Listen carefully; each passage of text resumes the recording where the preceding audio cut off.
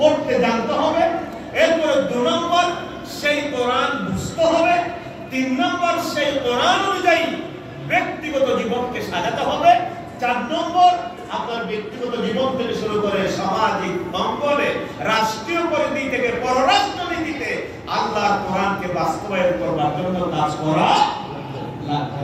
এখন আপনাদের কাছে প্রশ্ন ছুটলাম, এই 4টা কোয়ালিটি আপনাদের ভিতরে আছে কিনা চিন্তা করেন। কোরআন কি শুদ্ধ করে পড়তে পারেন? কোরআন কি বুঝেন? কোরআন অনুযায়ী কি আপনার জীবন গড়েছেন?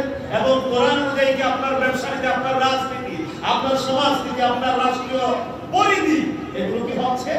প্রিয় ভাই, আসুন কি দুঃখজনক আমাদের জন্য কি হতাশা। আউযু বিল্লাহি মিন শুরুরি আনফুসিনা ওয়া মিন সাইয়্যাতি আ'মালিনা মান ইয়াহদিল্লাহু ফালা মুদিল্লা লাহু ফালা হাদিয়া লাহু ওয়া নাশহাদু আন লা ইলাহা ইল্লাল্লাহু ওয়াহদাহু লা শারীকা লাহু ونشهد أن سيدنا وحبيبنا ومولانا محمدا عبده ورسوله من छोटे जाए मदीना तुम्हार आवारा शाय मन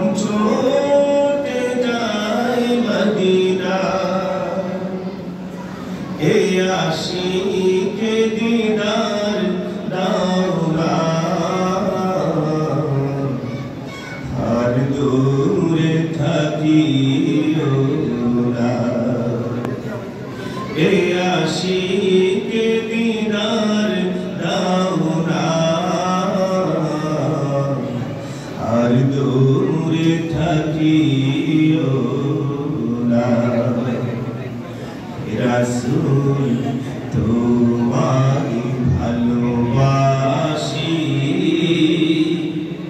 অন্তরে শুধু মুখে না জান্নাতের আশায় নয় হে রাসূল জাহান্নাম।